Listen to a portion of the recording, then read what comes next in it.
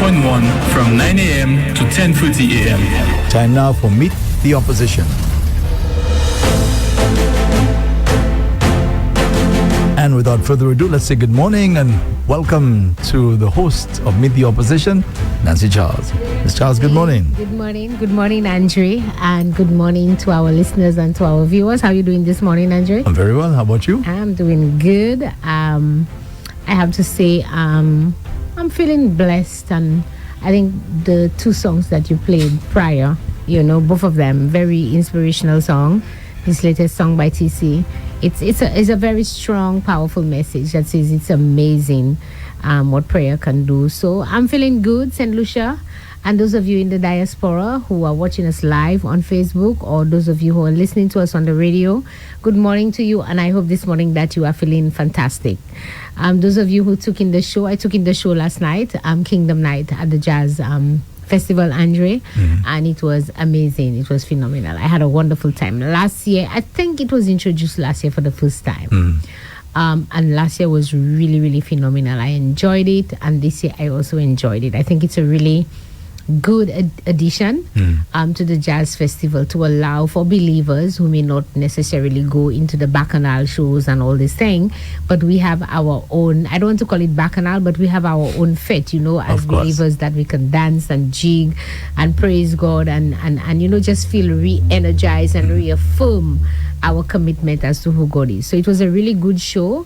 The turnout was phenomenal as well. There was a lot of people. What was that show held, by the way? At Pigeon Island. Okay. Yes, so it's called Kingdom Night. And we had Colin Davis out of Jamaica. We had Maria Providence, and we had Donnie McClurkin. Okay. So it was a good show. And then you had some of the local acts as well. So Chloe wasn't there?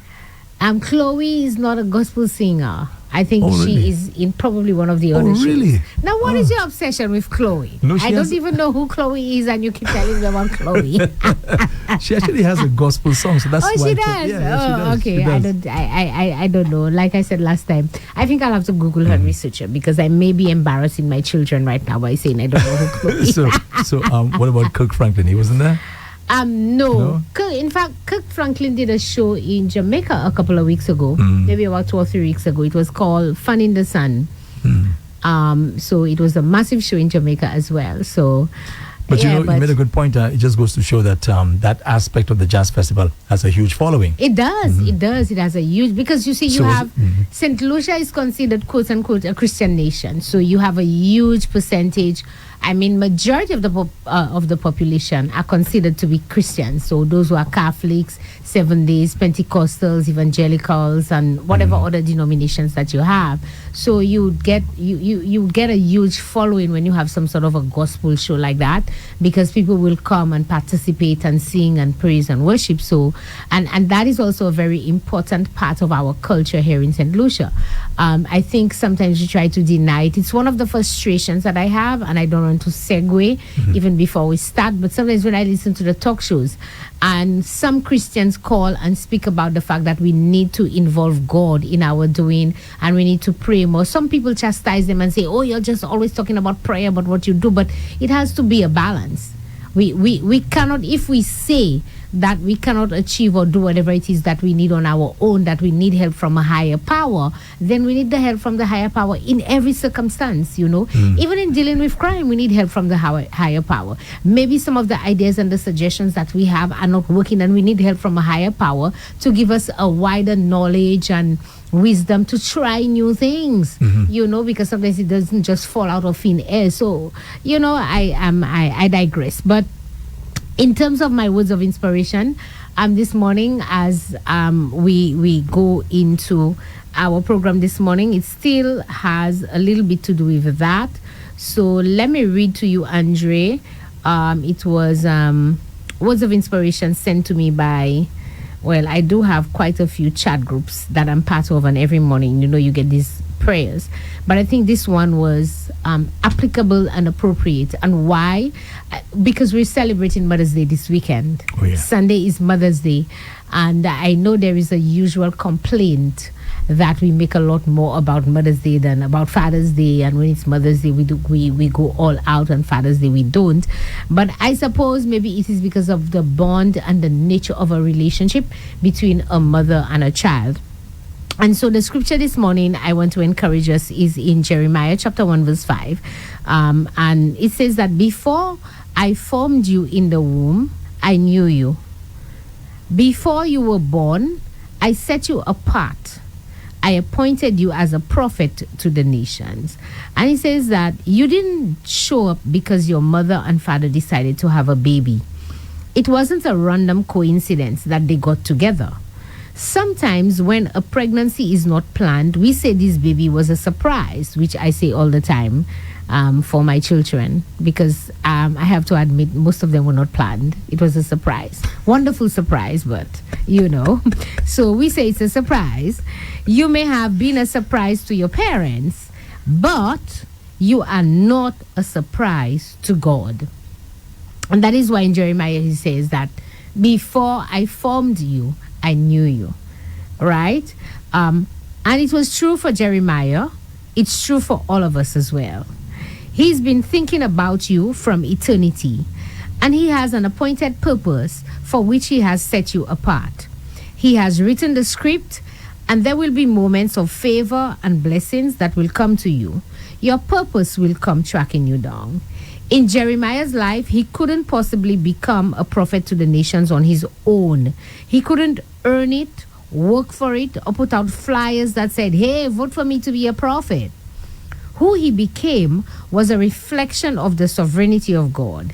In your life, he will override every force, every limitation, every disadvantage, and every bad decision that tries to stop you, and he will thrust you into your destiny. So my encouragement to you this morning is, you're not a surprise.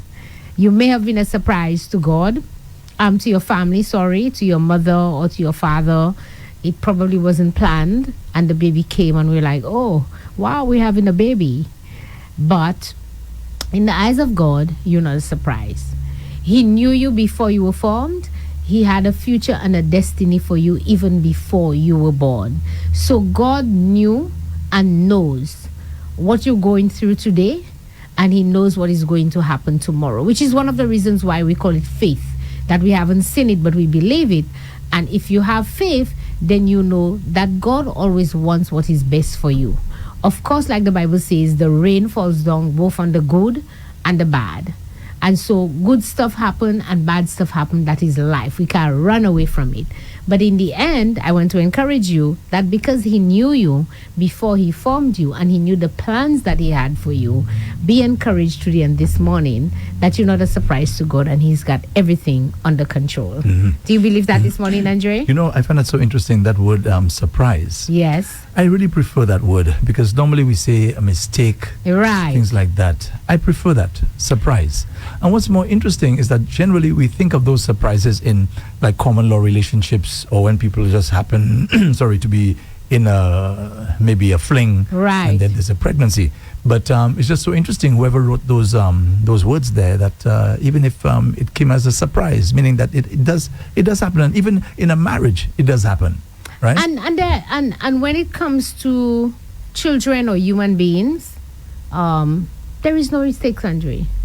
There are no mistakes, so we shouldn't call our babies and our children mistakes. A mistake. They're not a mistake. It may be a surprise because it was a little bit unplanned, you know, mm-hmm. like mm-hmm. you didn't plan on somebody coming home and they came and they just show up and they're like, surprise, you know, but you welcome it and you do the best that you can.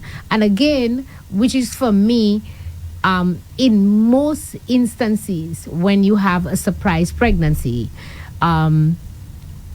a lot of the times it is the mother who still has to carry and to bear the responsibilities. And so for me, Mother's Day, and I hope for you too, our viewers and our listening, that Mother's Day is a very special day because of the sacrifice. You know, sometimes I tease my husband and I say to him, listen, sometimes he says, if one of the children is playing a little bit favoritism to me, and he says, oh, you know, and I say, well, I carried so-and-so 9 months, and then I know how long I breastfed each one of them. So I would say, I breastfed so-and-so for a year and how many months, and 18 months and so forth. And he said, yeah, you carried them for 9 months, but I've been carrying them all my life.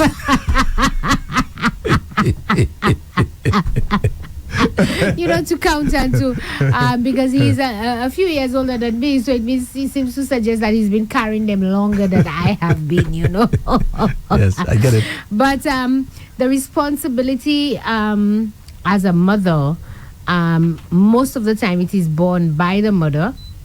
You are the one who take on the challenge. And in 99.9% of the time, when the man walks away, it is the woman who's always left with the child. Very few men walk away and take the child with them. They may continue their responsibility, taking care of the child and giving money and, maybe picking them up, dropping them off at school, spending weekend or whatever. But very few men, when the relationship is over, who take their bag, they take their package, their grip, their Marcin Island bag, whatever they take. They don't take the child with them. They go with just their package and their belongings, and they leave the child for the mother. So if you are a guy out there, and maybe it seems to you that the children, or even generally in society, there's a lot more fuss being made for women on Mother's Day than for men. Perhaps it is with that level of appreciation and that level of understanding that comes from children, because they see a lot more sacrifices being made by the mother sometimes than by the father. So maybe that is why. I don't know if it's justified or not. I will not be the judge of that, because for some children, they do, appreciate and love their father more. I can certainly say to you that with my children, especially the girls are very, very close to their dad. Like, they were away, and I will call them, and they're like, "Mommy," like it's normal because we talk all the time. But when their father call, or when they call their father, it's something different, totally different. It does happen. And they do say that sometimes the girls are for the fathers and the boys are for the mothers. I'm not sure about that one, but neither am I. No, but it's true. Yes. When you think of our society today, with all the problems that we're having with children and crime and everything, right? Can you imagine if most women would behave like most fathers, most mothers would behave like most fathers? Our society would be a million times worse. Yes, crash. Because the mothers carry a lot of the responsibility. They just carry the weight. They pick up where the fathers have left off, and where the fathers are just not present at all. Was there a calypso? There was a lady who sang a calypso who says, "Oh, mommy, I appreciate all what you've done for me. Oh, mommy, as far as I see, you are my mommy and my daddy." I remember that calypso. It was a new lady who came to the calypso scene a few years ago who sang that song, But yeah, it's the mother becomes both the mother and the father. So at the end of the day, I want to take this opportunity to wish every mother, mom, adopted mother, grandmother, auntie who is a mother, whoever it is that you are this morning and you're carrying or bearing the responsibilities of a mother, I want to say to you this morning that your work is appreciated. And sometimes maybe now the children don't show it because especially when it comes to teenagers, they're going through their own stuff in their own lives at school, and maybe younger parents, they may be at work and different things. They're going through certain things, and maybe they don't even show it in their daily lives that they appreciate you. But I want to say to you this morning that you are doing a wonderful job. I want to encourage you. It may be challenging and difficult, but I want to say that because you're doing your best, you put in your best foot forward, you are doing a wonderful job. And so this morning for me, I'd like to pray for additional blessings, that God is going to continue to bless you wherever you are and whatever the circumstances are, and that you'll continue to be that good mother that you are. And when I say good mother, some people might be twisting their nose and say, pasa, because of what maybe that mother is doing that to them is wrong. But I want to get you to understand this morning as well, there's no book, there's no map, there's and sometimes as parents we learn what we inherited from our own parents, good and bad, etc. But I think in general a lot of people are just trying their best. And so this morning I want to encourage you, perhaps do a little reflection. If maybe you cursing the children and giving them calotte behind their head, and things you think in your mind and in your opinion may not be right. Try to work a little bit on it to improve it. Nothing changes overnight. Things happen slowly, and it changes very slowly and in small steps as well, but within your mindset and your own, and say, okay, I don't want to do this to my children anymore. I don't want to swear at them anymore. I don't want to hit them anymore. I don't want to, I don't know, whatever it is you think you're doing that may not be right, but just continue to try your best, and God is going to do the rest. So happy Mother's Day to all you out there. And when we do open the lines, Andre, I'm hoping that we'll give people an opportunity when we open the lines this morning that you can wish your mother or your aunt or that mother figure in your life. You can wish them happy Mother's Day. Indeed. All right? Okay, so this morning I do also have to apologize on behalf of Senator Dominic Fede. Last week we started the discussion on the appropriation bill, or the budget as we call it, as presented by the Prime Minister. And Senator Fede did not complete his presentation, and we indicated that he would be here the following week. Fortunately or unfortunately, I'm not too sure which one it is, because I'll get to that as well. But there is a Senate sitting today, because there was a parliamentary sitting on Tuesday. And I'll speak a little bit about that, because some strange things happen, Andre, that should not have happened in terms of Parliament. I don't know if it has ever happened before, so I stand corrected. But in my years, I don't know that it has happened before. And so we'll speak a little bit about that. And so Senator Fede, Senator Stanislas, and Senator Polius, all three of them are in the Senate this morning debating a few bills and some motions. There's some borrowing happening, and I think there's two bills in terms of some security. We're bringing in some RSS, I think, regional security for Cricket World Cup. And we're also opening a new bank, St. Lucia. There's going to be an Alba Bank in St. Lucia? I'll back over a bank St. Lucie. Have you heard that, Andre? Yes. Yes. So I don't know who is going to be borrowing the money from them. They say St. Lucians like new things, Andre. When something come on the scene, everybody flock to it. So who knows? Maybe St. Lucians frustrated with our current banks might flock to Alba Bank if it's different, if the money is the interest rate is better, a lot lower, and the terms are better, etc. But I pray to God and I hope that the major customer of that bank is not going to be the government of St. Lucia, because remember who or what Alba is. But we'll get to that for another day and another show. I just wanted to put you on the alert that there's going to be an Alba Bank. Another thing is that a lot of stuff is happening, Andre. There's so much to talk about. But I wanted to apologize on behalf of Senator Fede. But there is so much that we can talk about and that we can continue the discussion on. A lot of people were surprised, Andre, with some of the revelations that we made in the Social and Economic Review. Because as I said to you, St. Lucia, the politicians will come and they will give this nice speech and give this really wonderful address, which is what the Prime Minister did. But the Social and Economic Review, which, as I said to you, it is more or less a compilation of all the information as to what's happening in the economy, what's happening in St. Lucia, all the different industries, the different sectors, both public and private. They compile that information together, put it together so you can get an overview of what really is happening in the country. And I think it was very surprising for people last week when Senator Fede made some revelations in the Social and Economic Review. So what surprised me even more is the reaction of some of the callers who didn't like what was being read. That's what surprised me. I think so as well, because I can remember, Andre, there was a caller who kept on saying that somebody else should come in and counter what was being said. And we were like, well, maybe let's say I'm speaking off my head, and you want somebody to counter what I'm saying. Let's say the information I gave about the jazz festival and whatever, somebody to counter that, okay, fine, although it's a fact. But I couldn't understand that you were reading from a document that is prepared by the government of St. Lucia. It's not prepared by strangers, folks.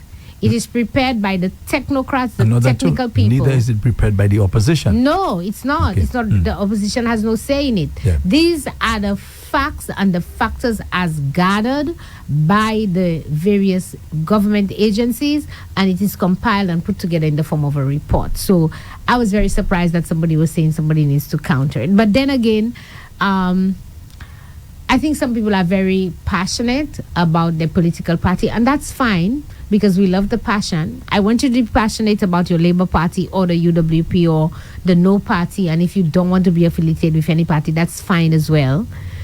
What I always ask of you is to have an open mind and to ensure where right is right, you say it's right, and where wrong is wrong, you say it's wrong. So if something is factual and you wish not to comment on it because the facts may be stacked against your government or your party, that's fine, you say nothing. But do not try to defend it and counter it by saying something that may not necessarily be true. That's all. And so when I come on my show, Andre, I do have to say as well, I got some calls last week. St. Lucia surprise. I got some calls with my statement with reference to the Commissioner of Police and the ongoing non-investigation of the matter involving a senior police officer where allegations have been made about sexual misconduct. I got some interesting calls that I may not want to share, but I got some very interesting calls. But I do want to say to you, St. Lucia, they are listening, and like the people say in Creole, commission hen metli. Okay? Commission hen metli. And this is something I will never give up on, Andre, because if we let it slide and give it a bly, then how many more people may be impacted or affected by this? If the allegations are true and this individual thinks that he may have gotten away with it and then is given a higher position, more authority, you don't think it's a pattern, Andre? Because it's not one person, it's about 6 police officers, and there were civilians as well. So it may suggest that there may be a pattern. So if this person thinks that they can get a bly and we let them get away with it, how many more persons may be impacted in the future? It may be your family. It may be your cousin, your niece, your sister. You may have this really pretty niece of yours who decide to join the police force. And there may be an interaction. And if that person comes home and says, okay, something untoward happened, how will you react? Should we not ensure, if we can, and if it is true, that we prevent it, than saying, okay, we just give them the benefit of the doubt and allow it to go, and then this thing continues?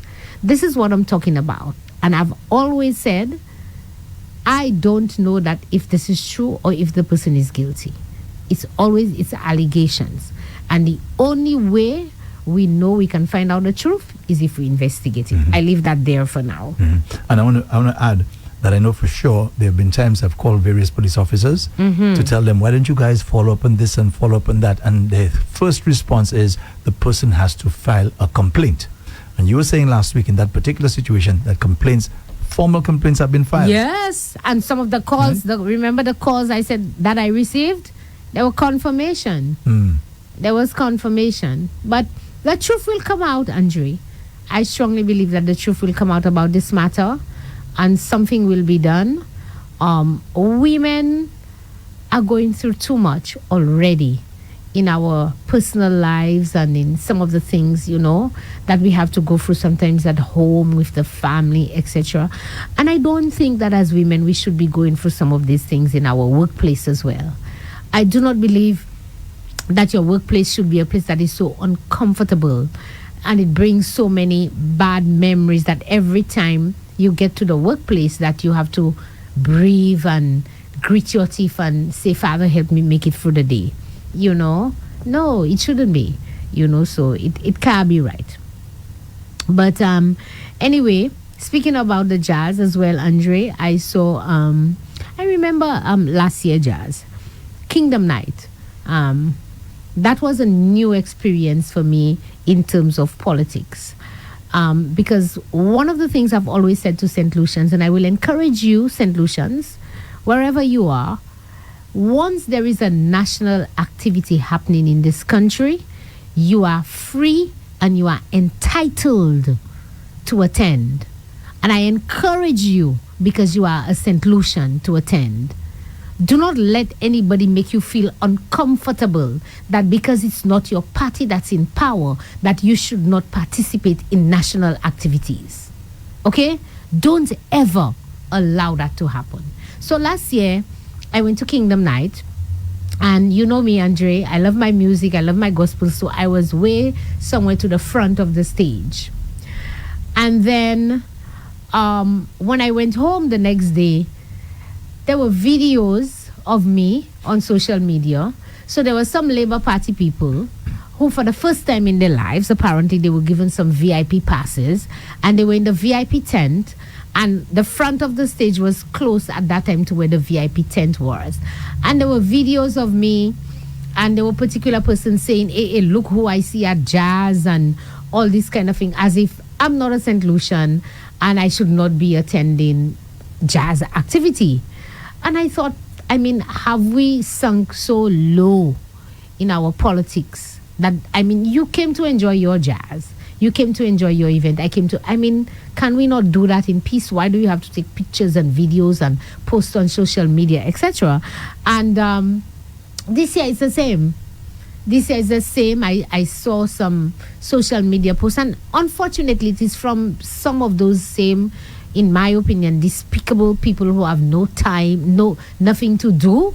They have no career, they have nothing in their lives going for them. So all they do is sit and mind people's business and play politics, nonsense politics that I call it, you know. So I saw all these posts again about who was at Jazz and who was at Suffrage Jazz, etc., as if to suggest that some people should not be there. And there were lots of comments about Jazz and Chasney stop Jazz, etc., and they bring it back and so forth. And I just want to take maybe just a moment to explain to you that remember that the St. Lucia Jazz Festival was an initiative of Alan Chasney then, when he was director of tourism quite a few years ago. And what was the purpose of the Jazz Festival, St. Lucia? The purpose was, during the time of May, it's normally considered a slow time during the season. And so you don't have a lot of visitors traveling to the island. And so the initiative was undertaken at the time. That was way back. Jazz is what? Maybe 20, 30 years old now. Way back. The initiative was undertaken as a way to bring in visitors into the island. So the concept was created of the St. Lucia Jazz Festival. Of course, since then, tourism has evolved and a lot of different things have evolved. And people travel a lot more, etc., etc. And so when the new Alan Chasney administration came in, the team was trying to see how do we expand what we've built. We've built a brand, St. Lucia Jazz Festival, but that is so cliche because so many other countries all over now have a jazz festival. And the intention was to create, that's why we call it the Soleil Festival. The intention was to create a series of festivals that would appreciate different genre of music, because not everybody who loves jazz. And you would see it from some of the shows. Some of the shows that sold, like look at the Burna Boy show, sold out because a lot of people love that type of music. And when you have pure jazz, you don't get that type of crowd because it's not everything. So the intention was to diverse and have different types of festivals throughout the year. So there was supposed to be a reggae festival, there would have been a pure jazz festival, there would have been a soca festival, and additionally there was a lot more emphasis on our cultural activities, which was the carnival activities and which was also the Journée Creole activities. And I think sometimes we've forgotten that. It was Alan Chasney for the first time who pumped, I think, over $3 or $4 million into tourism. And I remember the Labour Party criticizing that, you know.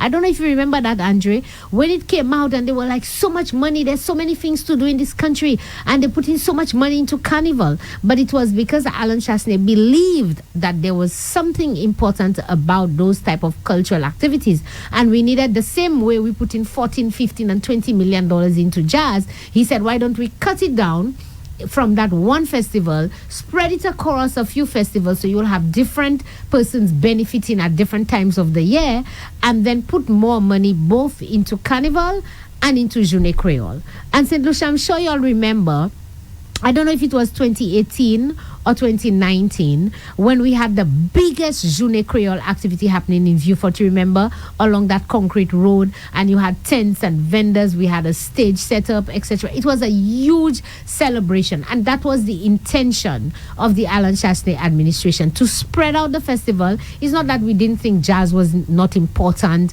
and forget about jazz. It was about how do you now start diversifying. Remember when we had bananas, Andre, and they kept telling the farmers, let's diversify slowly into other crops so we can move away only from bananas. Tetiote where your pattern, and now we suffer. It's the same thing.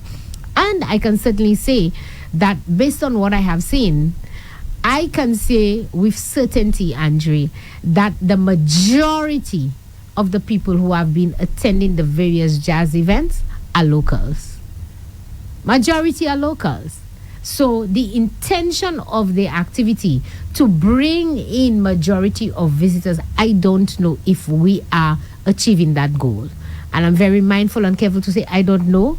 I'm hoping that after the event, last year we had it, we didn't really get a report.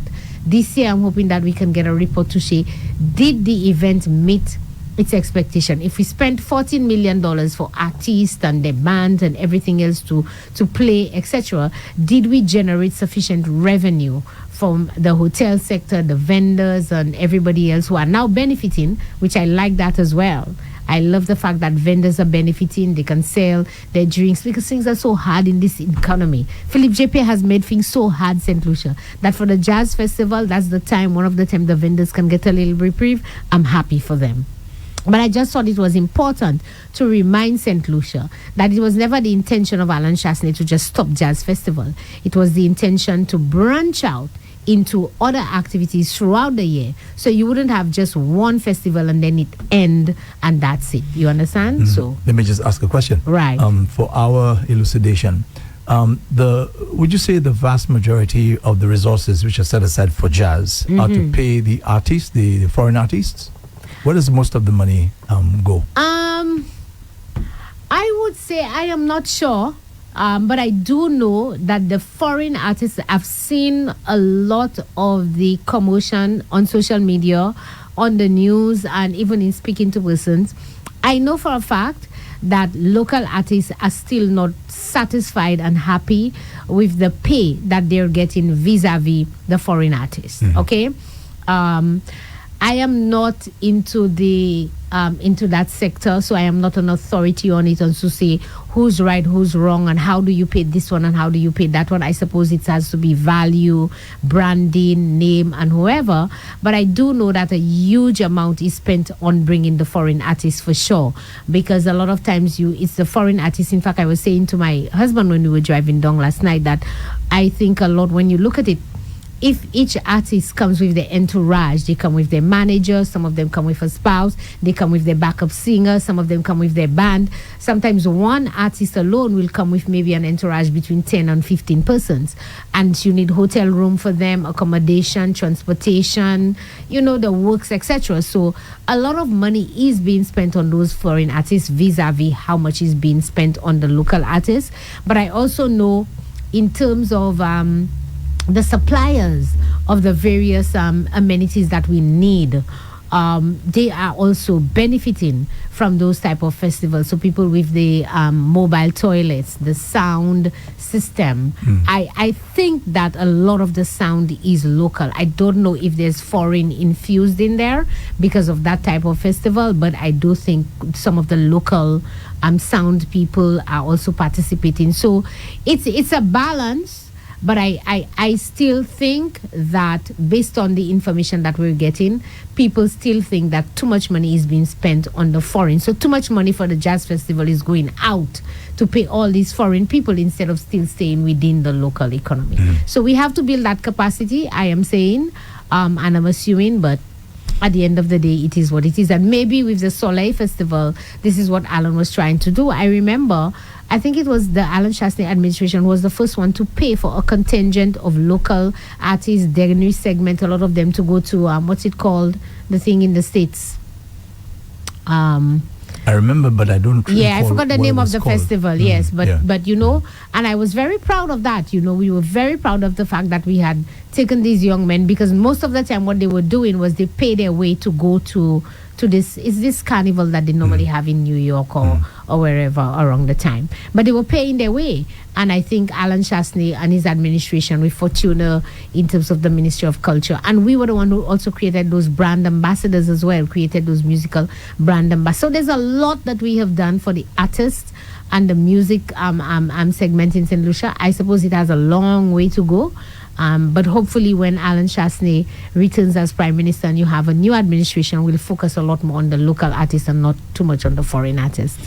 Yeah, because you just said a while ago that I think you said about 15 million, somewhere around there. Yeah, I normally the allocation for jazz is about $12-15 million. It's a lot of money. So I mean, can you imagine if most of that is leaving the country? Yeah, if a lot of it is leaving the country, Andre, that's sad, But anyway, let's get into. Oh wow, it's 9:30 already, Andre. So I thought, let me just tick off some of the things that I wanted to remind St. Lucia. So St. Lucia, a lot is happening. We have not given up on the CIP issue as well. There's so much going on, Andre, that sometimes every week you have a different issue. GPH as well? Yes, GPH. I don't want to talk about GPH. I did make a note to talk about GPH this week because it's another matter. And that's why I'm saying, St. Lucia, bon Dieu, tous les semaines, tous les jours, abay nef. Nou pa ni pièce la paye cette lisi. Tous les semaines, gouvernement ka fait un lot bagay. Tous les semaines, un lot bagay ka vini. Un lot bagay nou ni pou parler about. And I don't want you to forget about any of it. St. Lucia, sometimes we are cautioned that we have short memories. It is suggested that we like those goldfish in the bowl every 5 seconds or 8 seconds. The memory renews. We forget too quickly, because some of these things are impacting us. But what happens is that because the politicians know very well, 2 weeks, a month, a couple of months before election, they pass around, they clean some drains, they give you a little contract there, a little money there, a little this, and we forget about the last 4 years and how things were difficult. We forget about the challenges we were facing. We forget about some of the things these very same politicians said and never did, and we go back to the polls and we are fooled because of that. But St. Lucia, I want to caution you from now. Pa oublier. Sou kwa kay oublier, matche ya dan liv. Tous les semaines, commencez marcher. Start writing if you think you're going to forget some of the deeds and the misdeeds of this government, so that when the time comes and you have a decision to make, you will weigh your options carefully so that you can make the right decision in ensuring that you move your country forward. But anyway, last week, Dominic reminded us that St. Lucia was the slowest economy in the OECS, Andre. And I think you also read it, that all the countries had grown more than St. Lucia. St. Lucia was the lowest. We had grown by 2.2%. And I want you to remember that. Last year when they grew up, when the economy had grown, and I remember when the economy grew last year, we told you why. You all didn't believe us. We told you it was as a result of all the projects that Alan Chasney had undergone and started as a result of COVID, after COVID, to jumpstart the economy. And all these projects were still in the works. They were not able to stop them yet. And that contributed to economic growth.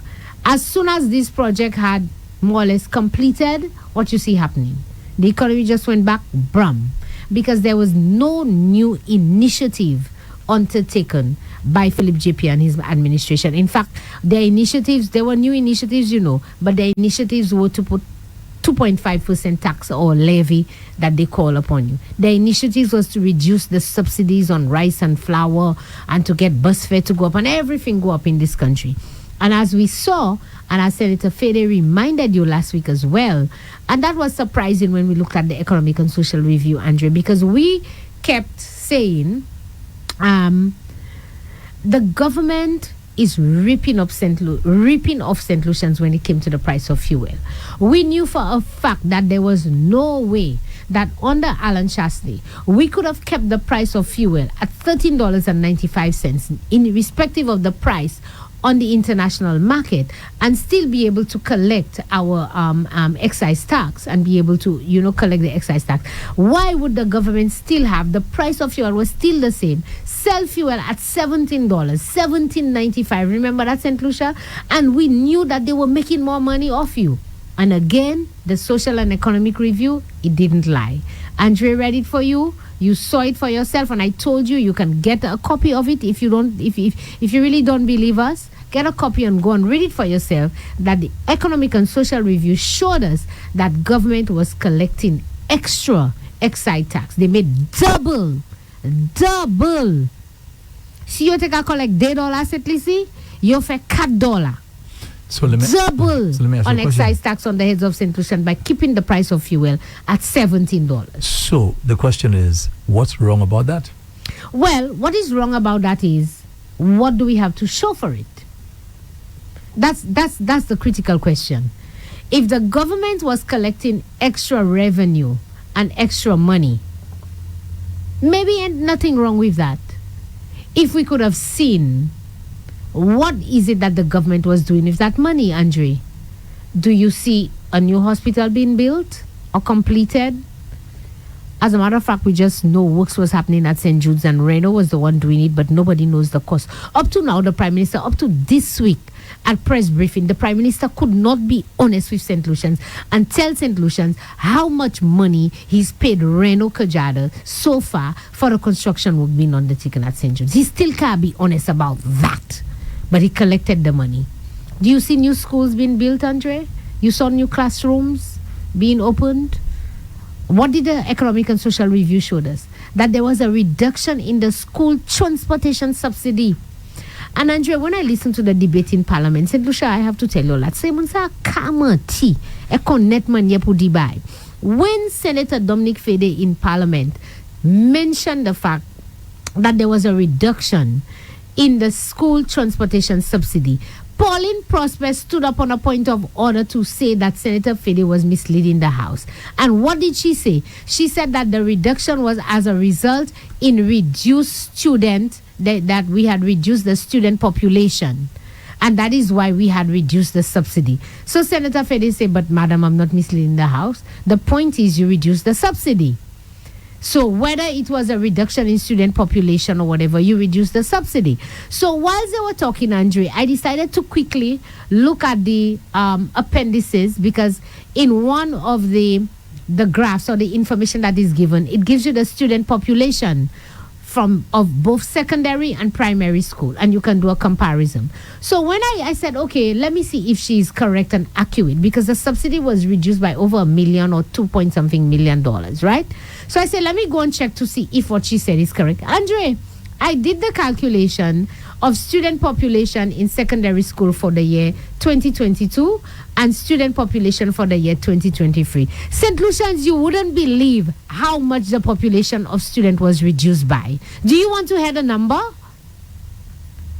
The students' population was reduced by 91 students less. 91. And that's why I said to you, it's important for us to read, you know. I said, okay, let me give the lady the benefit of the doubt. She says the student, so you're thinking is maybe a 2, 3, 4, 500 student reduction. You know, you have less student going to secondary school. 91 St. Lucians, 91, and they reduced the subsidy by over almost $2 million. And they're telling you it's because of student reduced population. Can you imagine that type of manipulation that is happening?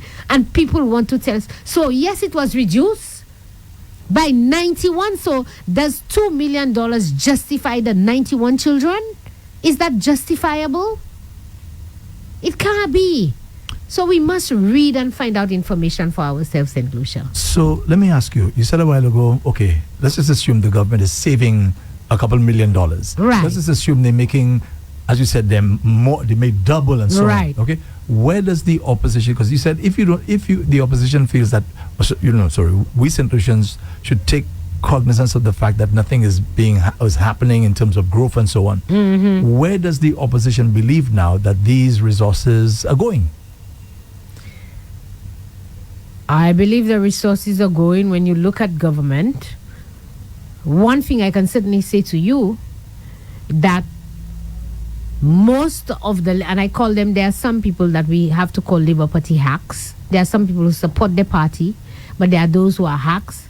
Most of the money is going towards the employment of Labour Party hacks and protecting the victory. And that's what protects St. Lucia. When they stand up in Parliament and they tell you they're proud to protect the victory, you know what it is protecting the victory means? It means ensuring that they create job opportunities, they create positions, and they take care, and by take care, I mean giving money and ensuring that their supporters and their people have money so that come next election, these people will vote for them again. That's what protecting the victory means, you know, at your expense. Because Andre asked a very good question. Where is the money going? We don't see where the roads are still in a deplorable condition, Andre. We don't have medication in the hospital. You hear people calling the talk shows all the time. The elderly folks that they tell you the 80 plus program that they have, that you get free healthcare. You go and see the doctor. The visit was always free anyway. You go and see the doctor. It's a free visit. But when you go to the pharmacy, there's no medication in the pharmacy. So nothing is better in this country. Look at what is happening with schools and our school system, etc. So where is the money going? I have to say to you, because I see them employed. You see them employed in Prime Minister's office. You see them employed in various ministries. You see them employed on the STEP. You see them employed on the shut-up initiatives. That's where the money is going. The money is not going to anything constructive that we can see. If I see it is going to something constructive, Naidi come away. Mema away. I'm not seeing it. I'm seeing small supporters giving small contracts to fix a drain there, to build a retaining wall there, to do a little something there. That's what the protecting the victory is, to ensure that they take care of their supporters so that their supporters will continue to vote for them so that they can be victorious at the next election. And it's at your expense. At your expense. I want you to remember that. Agriculture. Andre, I was pleasantly surprised that in light of the fact that the Economic and Social Review showed that every single item in our agriculture went down. When I looked at it and I even saw fish landing, I said, bon Dieu, juste poisson qui paie les bas. Poisson pas avinate. That's a joke, said Lucia. Mais juste poisson qui descend. Even fish landings went down. And so I thought, with all this food security that we're talking about, in spite of the fact that we say it's the year of infrastructure, more infrastructure, I thought the Prime Minister would have made a grand statement on agriculture, Andre. So I decided to go back and read his speech just to make sure that I am being fair to him. The Prime Minister had one paragraph in agriculture, and when I look at how many lines, it had about 6 lines. One paragraph, 6 lines on agriculture in his appropriation bill. When egg production is down, pork production is down, chicken production is down, banana production is down. The Economic and Social Review showed and said to us that even the purchasing by the local supermarkets and hotels went down as well. Everything in agriculture is down, and the Prime Minister had one paragraph in his speech. The speech was, remember the speech was almost 3 hours, 2.45 minutes. So long. A Prime Minister pa men pale pour 5 minutes about agriculture. That's to show you, that's the emphasis he has on agriculture. Il pa men pale pour 5 minutes pour di nou ki sa y kay fe an agricole. Okay? So, I don't know where we're going in this country. But in any event, tourism is down as well, Andre. Tourism was down.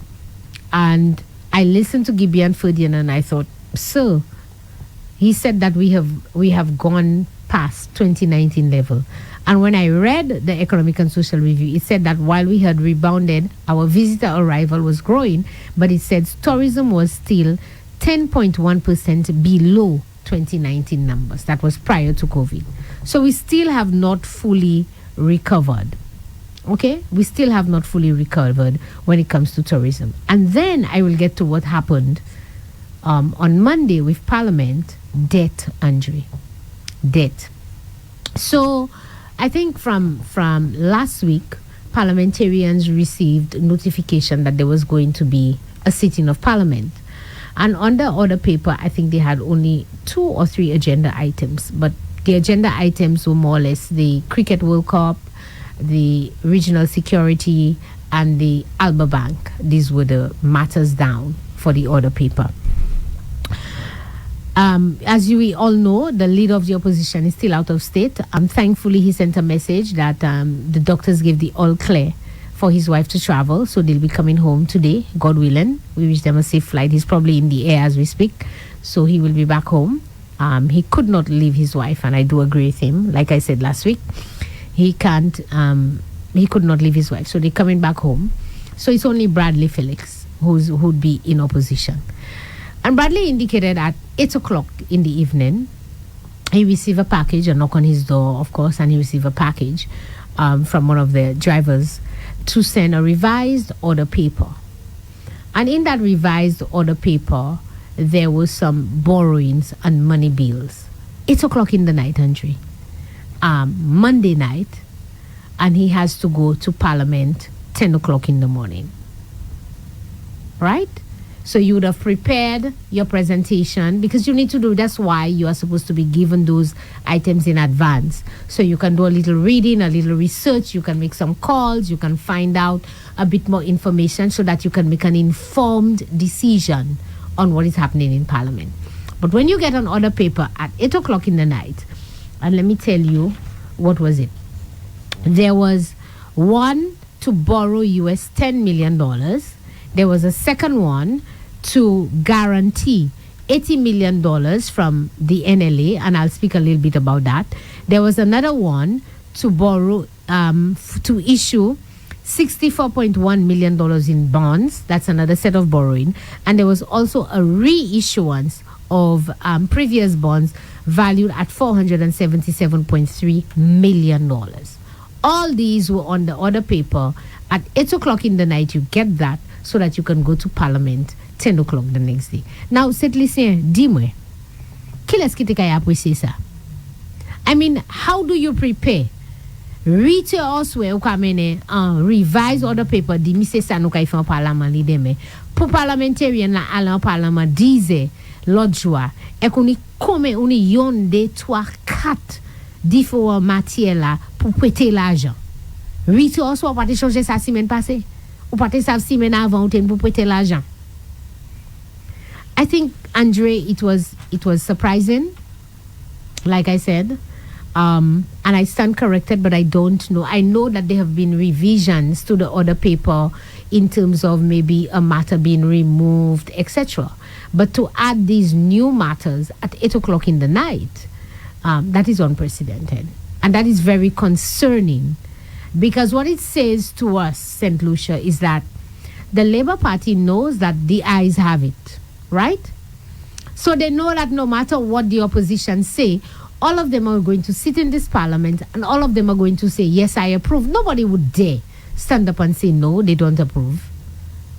So the ayes have it, so they don't care. They can send it whatever time they want. They can do it whatever it is they want because the ayes have it. But I'm telling you, that level of disrespect will stop. Can't last forever. It cannot continue forever. So you're saying that those on the governing side wouldn't have a problem with getting that information the night before? But it's the government. Because they would just agree anyway. They would just agree anyway. Okay. And there was I tried to listen to the debate. I normally, whenever there's a parliamentary sitting, I do try to listen in. And very few ministers spoke on the various bills. And that's another thing as well that is slowly taking precedent in this country.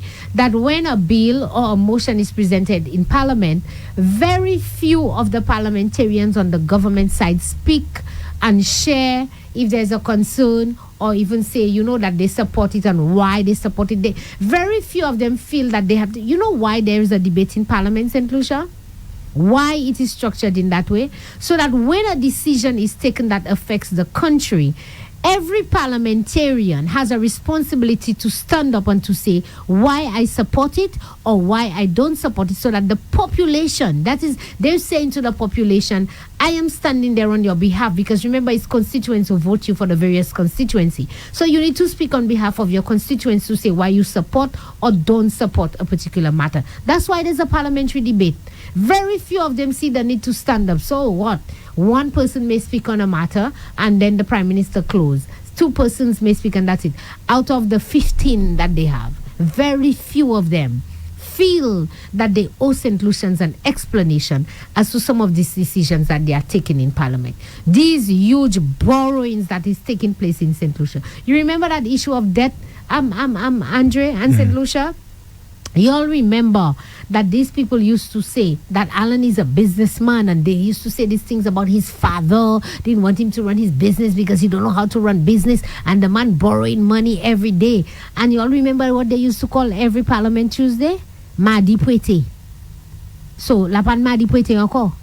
Well, let me tell you, I run some interesting statistics, Andre, and I want to remind St. Lucia of it in terms of debt and borrowing. When I did a comparison, and that was in February of this year, we were in Parliament and we had some borrowing, and I did a comparison. I went to the Social and Economic Review. I looked at the borrowings of the two administrations, and I thought it was interesting that there they were accusing Alan Chasney of borrowing. And I thought, let me see if this is really true. And St. Lucia's, let me tell you something, Messieurs, no need to read Bible or no sab. We need to read and research for ourselves. Because I was like, okay, how do I defend the borrowings of Alan Chasney if he's borrowed so much? So let me get the facts for myself. Andre, when we came into office in 2016, we came into office in June 2016, the borrowing for that year was $69.9 million. And we can split it halfway between the two administrations because June, right? January to June for Labour, January to June for UWP. But we'll just put it on the UWP administration.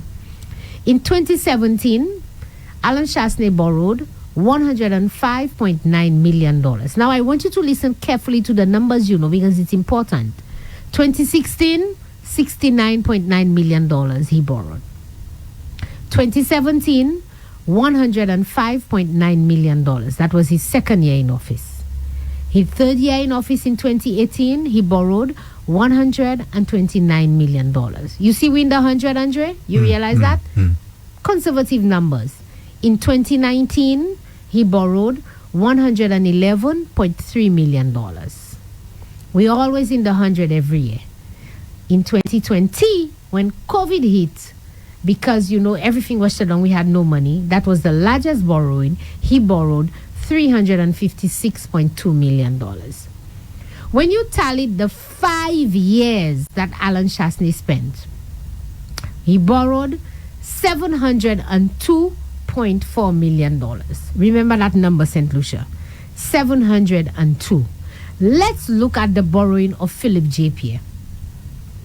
2021, when he came into office, $361.6 million 1 year.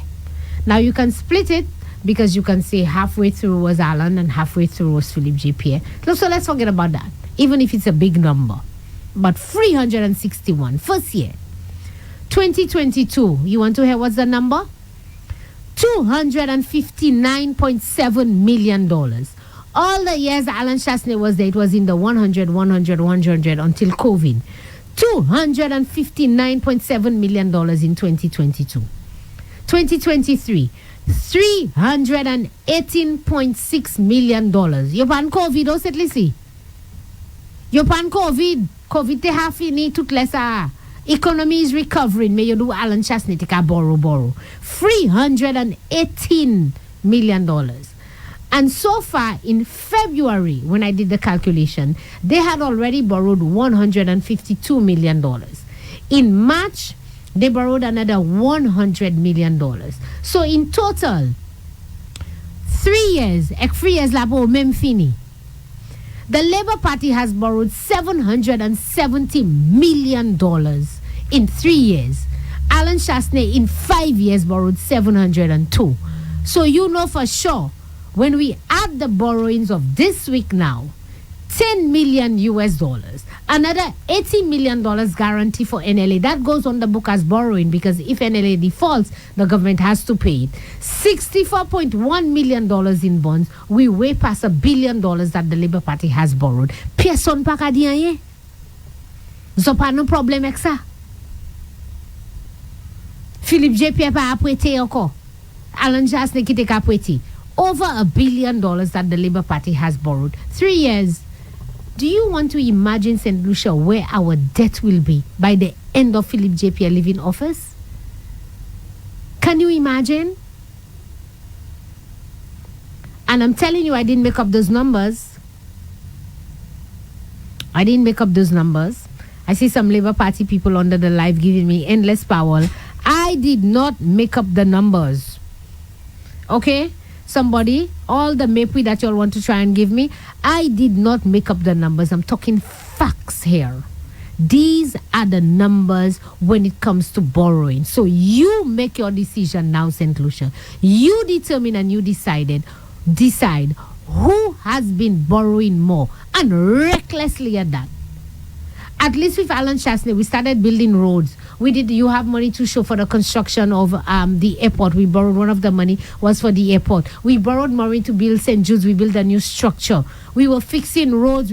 We fixed how many schools? We built new schools. We fixed Swazel. We built a new school in Monrepo. We did all of that. You had something to show. Tell me, what is it that the Labour Party has to show for the over $1 billion that they have borrowed so far? I will open the lines for you. So the Labour Party people that under the live that want to give me power, I will open the lines and I want you to call me and tell me what is it that the Labour Party has to show for that $1 billion that they have borrowed. You both yon chimenef. Just to you on the Millennium Highway, you have any pièce. Okay? No new school. Nothing substantive to show about St. Jude's. Lies and secrets, etc. That's all that we have to show. You going to defend that? Are you going to defend that? Do you see any water projects happening? Do you see any community centers being built? Do you see the airport being built? As a matter of fact, a friend of mine just came from Dominica. You have a caller, by the way. Okay, from Dominica. And she said to me, Nancy, girl, will be pleasantly surprised. Dominica is building a massive airport. Can you imagine, Andrew? I don't know if you've been to St. Vincent, if you've been before and after. I went to St. Vincent before with the little airport that they had there. Mm-hmm. Okay, and I have been after with this massive effort that they've built. They have jet bridges and everything. St. Vincent don't have half of what we have in St. Lucia. Not half as beautiful. And they don't even get half the many tourists that we get in St. Lucia. And you telling me that we allow St. Vincent to build a proper airport with jet bridges. Je sais ça pas couiller l'airport là l'appliquer pour couiller les prix non St. Lucie. So have ça. They don't do that anymore in St. Vincent just there. And look, Dominica is building. And Philip JPS stopped the airport project because he said he never saw an airport building upstairs and downstairs.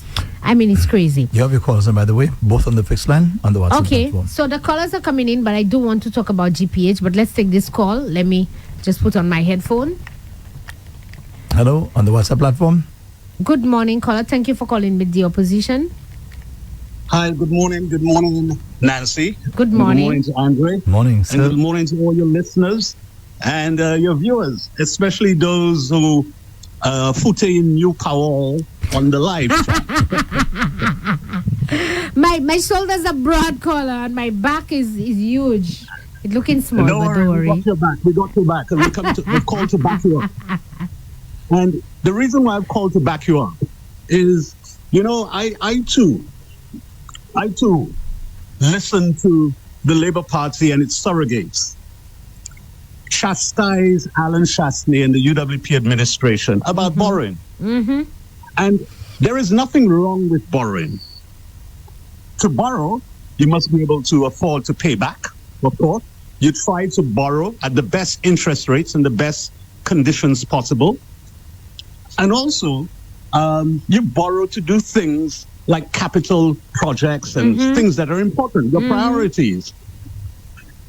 So in the case of the UWP, the borrowings of over $300,000 in the year $300 million, dollars in 2020 was basically so that they could replace the income of the people who were put out of work when our economy was decimated by COVID. That's right. And also to engage in to reorganize the hospital at Victoria Hospital into a respiratory hospital, etc., etc. These were priorities. That was an emergency. It was a disaster. Okay, so that explains some of the borrowings. But I listened, and I just wanted to help you. In the year 2023, the Social and Economic Review reveals that the Labour Party borrowed $388.4 million. 388. And if you remember this year so far, even before the borrowings which took place this week, remember there was $100 million, that policy-based loan to the World Bank, and another $100 million to the Caribbean Development Bank. Yep. That's over $200 million, plus they have a small one. They had $252 million so far before this week. Before this week, right. 252 now, so far before this week. So when we add this week, it will be maybe over 300. But Nancy, with all of this, I mean, Andre asked you a very good question earlier. When he asked you, what are they doing with the money? But I thought the government policy when it came to petroleum fuel products, that there was a system called a pass-through system, that the system is reviewed every 3 weeks, and the prices are changed every 3 weeks based on the price of crude oil on the international market. Yes, that's what it's supposed to be, caller? Right. So it means that the government is not being honest with St. Lucians. Definitely That's what not. they were supposed to do with the money. They were supposed to pass the money down to the consumer, and not for the government to retain that money. And then so what the government is essentially doing is reverse Robin Hood. You know, Robin Hood used to rob from the rich to give to the poor and redistribute it to the poor people.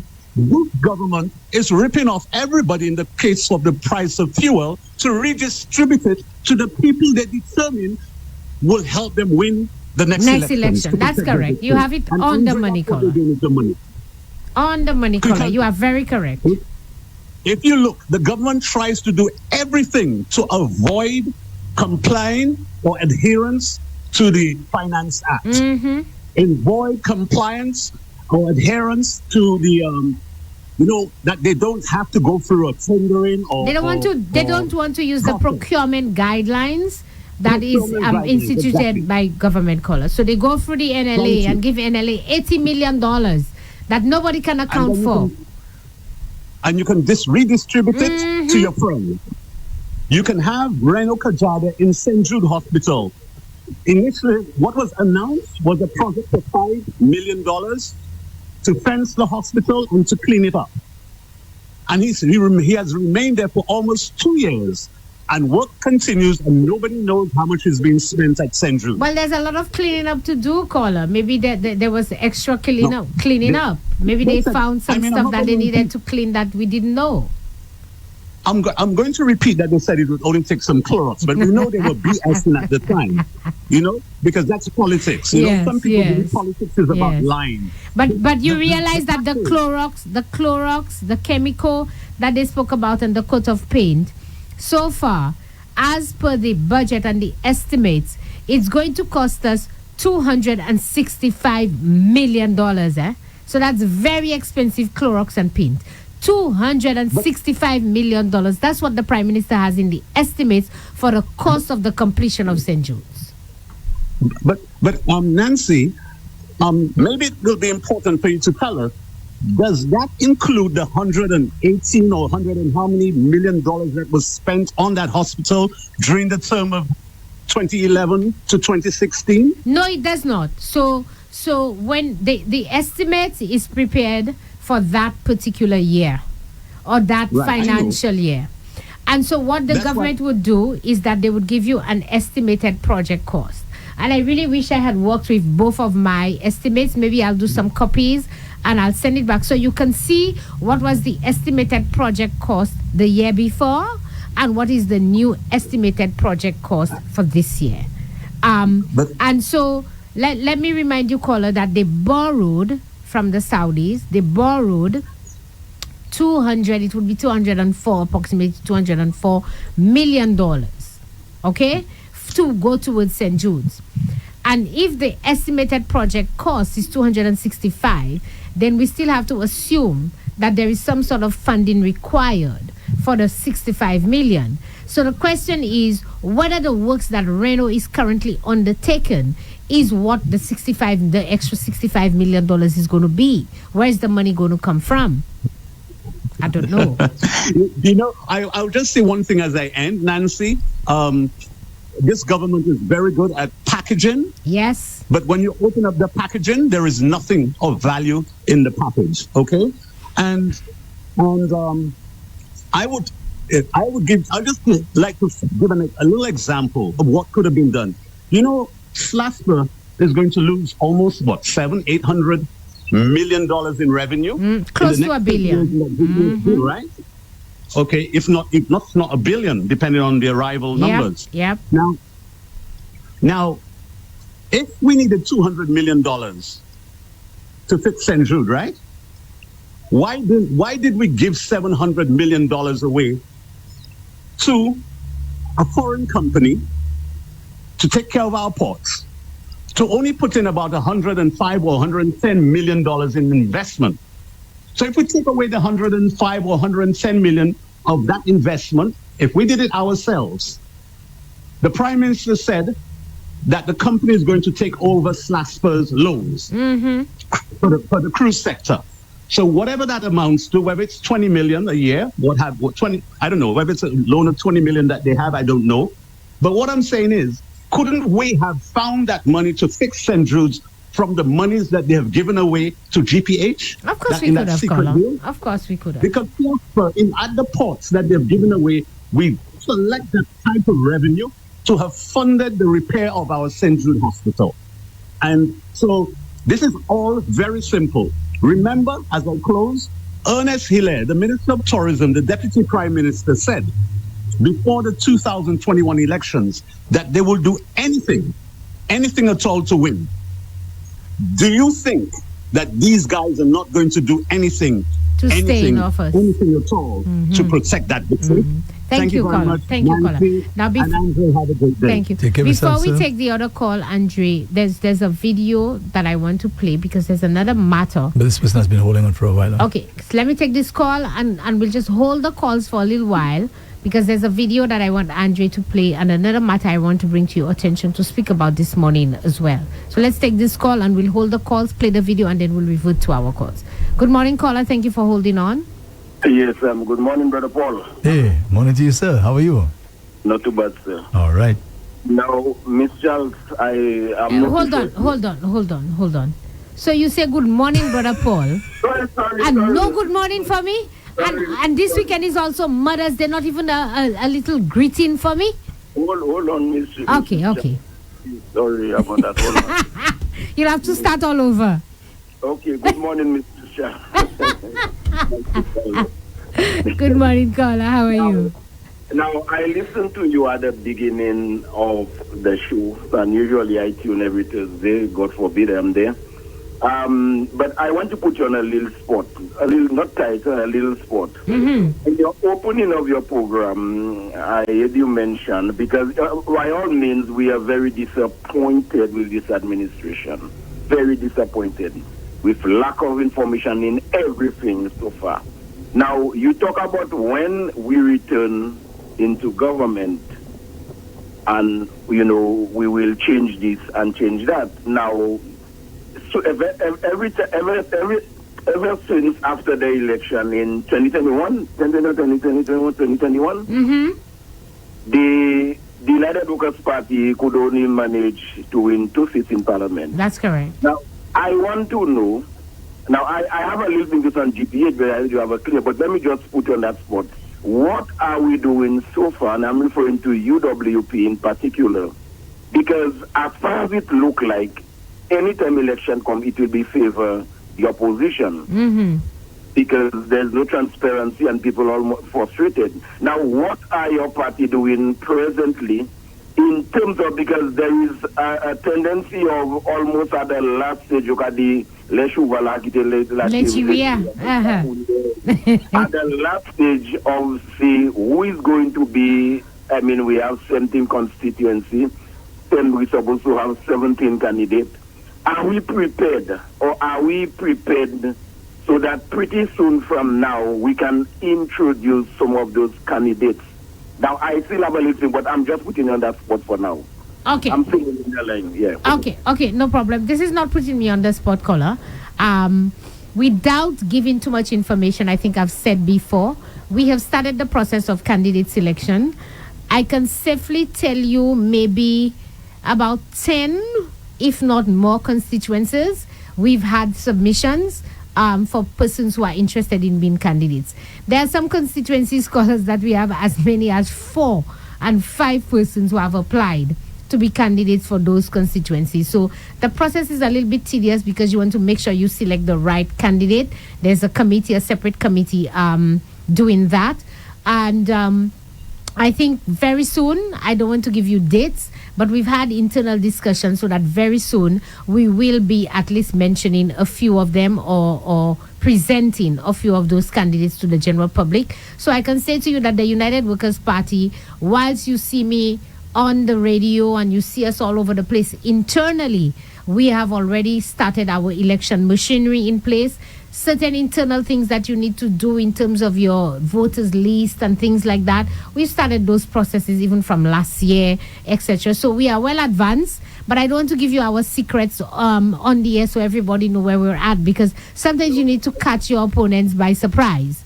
And many times maybe the Labour Party thinks that we're not ready, but I can certainly tell you that we are in a state of even more readiness than we can ever be in preparing for the next general election. So caller point chair, point kouai, pani pièce faiblesse, UWP ka fait tout ça nou ni pou faire. Ou peut pas ouais, because la nan chay bay nou ka fait that kou passe ouais. But moi vle di set lycée, tout se bay la nou ni pou faire pour préparer pour élection. Nou ha commencé avec nou well on stream.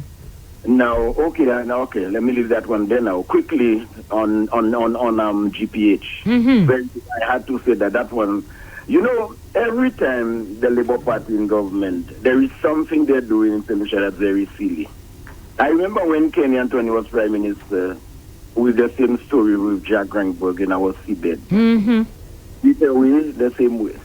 You have this man, and for the first time in the history of St. Lucia, our seaport, something that you made there that does not belong to you. You are now giving it to a foreign entity to make money, and use that word to make money. Because if your caller that called, and based on what we heard before, that SLASPA would have made $700 to $800 million per year. And then the government claimed this, they rent it. I can say they sell it too.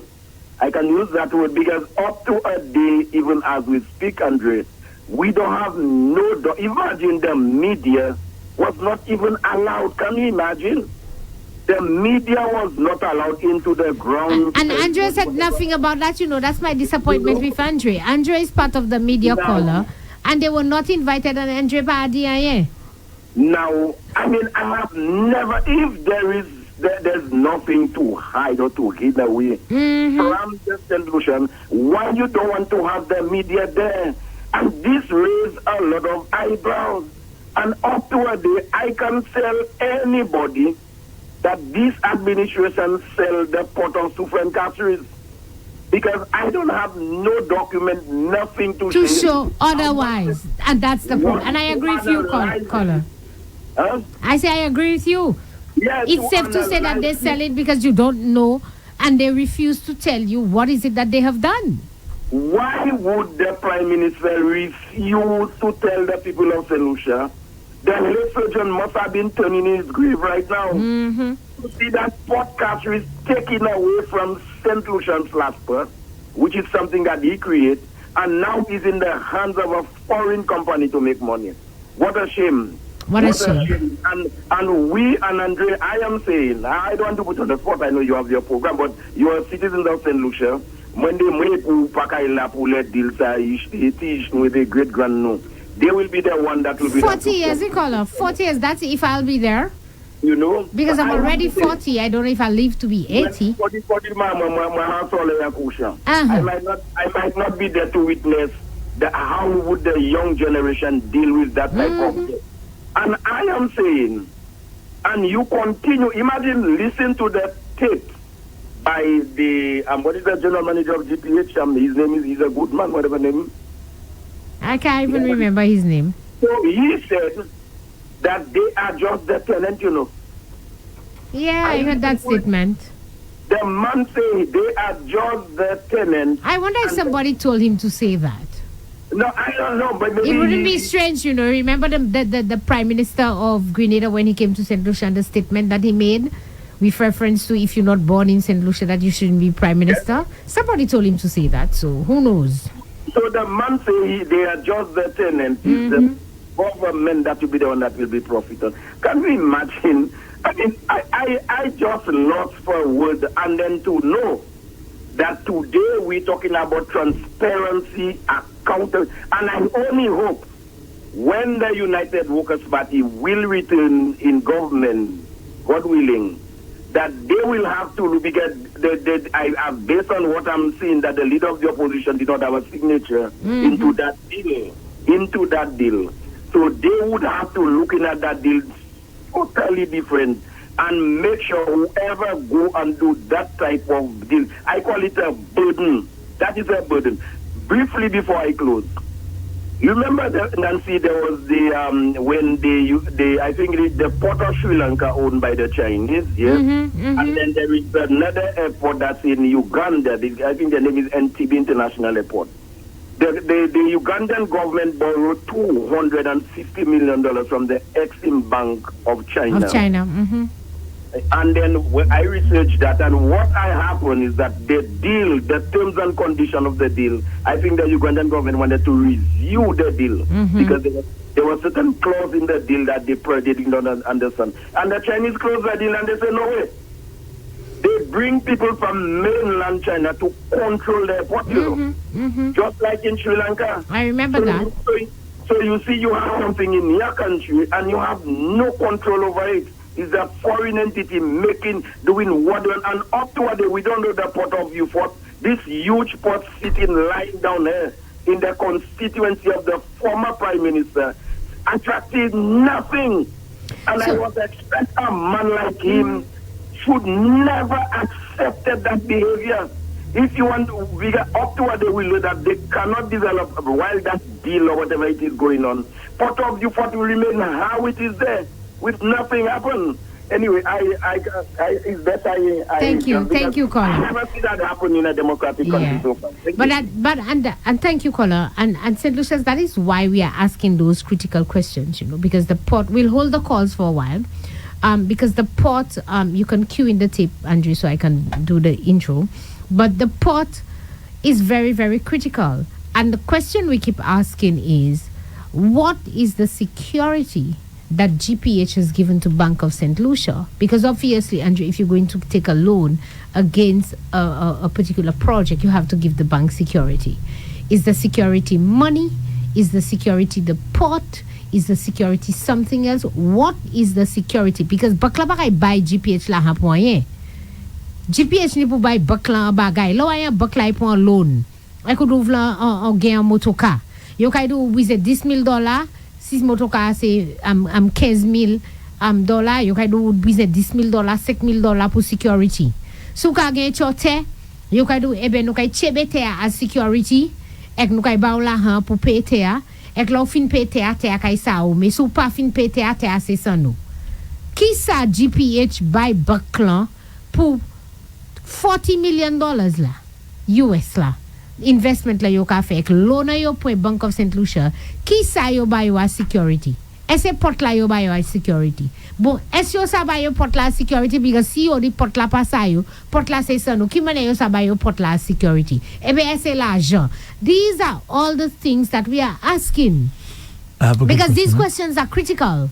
Very, very important. Well, I have an important question for you. Yes. If your party were to win the next election, can this decision be reversed? Prime Minister Alan Shasney, as leader of the opposition, has indicated clearly that this is one of the agreements that as soon as we get into office, we will review with a look at seeing if we can change it.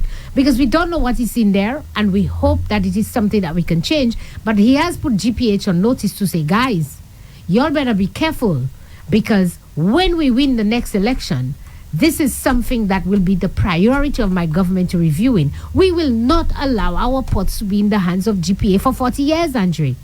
A UWP administration will not allow it. So we will certainly look at reviewing that agreement, for sure. We don't know what we'll find, but for sure we put them on notice that we'll try to do that. Can you explain to us exactly how the ports will be losing, I think you said between $700 to $800 million? So what has transpired is, and let me explain to St. Lucia, what has transpired, and that's the irony. The port is being managed by SLASPO. When cruise passengers come in, airport passengers, whoever comes in, they pay a fee. You know, there's certain fees that has to be paid, etc. SLASPO collects all that money. That money belongs to SLASPO because they use the facility. When the ships dock on the port, they have to pay user fees and various fees, etc., etc. That money goes into the coffers of SLASPO. So SLASPO determined, or the government determined, that we needed to expand the port, fix it up, nice it up, or something like that. I don't understand why the government could not allow for SLASPO, because SLASPO has the revenue comes to SLASPO. Use that revenue to say to the bank, we need to expand the port. We make $10 million, $20 million every year. So we want a loan of $40 million to expand the port. And then SLASPO goes out to tender and let companies bid for the development of the port. That never happened, Andre. For me, that's the sensible thing that should have happened. But that never happened. The government went and had a secret deal. That's what Emma said. They had a secret deal and secret negotiation with GPH. We don't know why. Why did they choose GPH? Why did they not? There are other developers around the world. Why didn't they put it out to tender? Why did they feel that they needed to go into the deal? And here's what the deal is. The deal is GPH will come and do that development. But SLASPO will not be the one paying them to do the development. Let's say you want to fix your house. Instead of you looking for a contractor, going to the bank, take a loan against your property to fix the house, here's what the government has done. They've given the port or your house, you've given it to the contractor.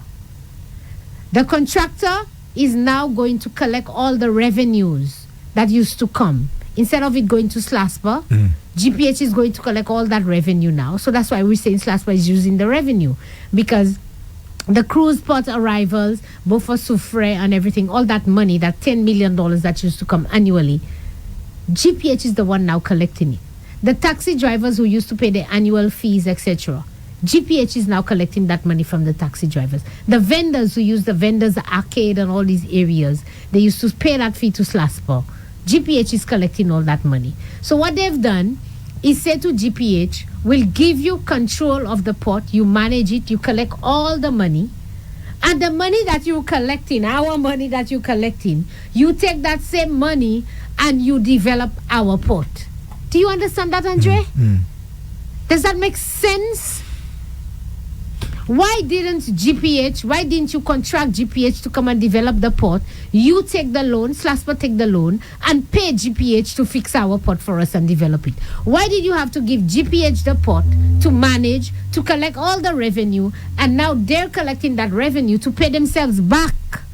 You understand? It's like you have this house that I spoke about, and maybe there's an apartment upstairs renting. So you say to the contractor, take the house, collect the rent money from the people who are renting the money, collect the rent money, and the contractor can use that rent money to go to the bank and say, I want a loan to fix up the house. Your rent money, you know. Couldn't you take your own rent money, go to the bank and say, listen, I'm getting rent every month. I need a loan of X amount to fix up my house? So that's what's going on here. Why? Why? I'm going to ask you that question. Somebody has to be benefiting somewhere, Andre, that we don't know. Something is untowards, because this makes no sense in the mind of nobody. Everybody who hears that, Andre, it makes no sense. But here's something else that makes no sense as well.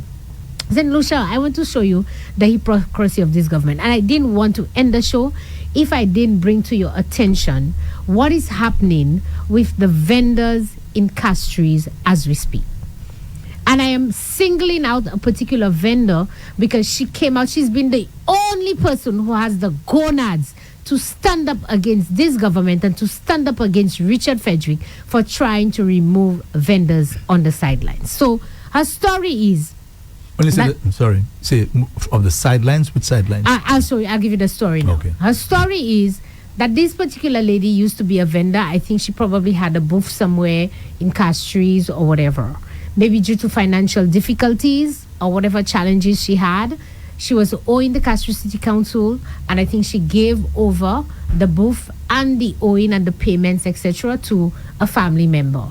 And there was a payment plan drawn up. And I'm telling you all of that because you know what? The minister came out on national television to show the lady's business, you know. Imagine you sign an agreement plan with the Castries City Council and the minister, not the Castries City Council, the minister for local government, have your paper flying all over the place showing your agreement. But that's what transpired.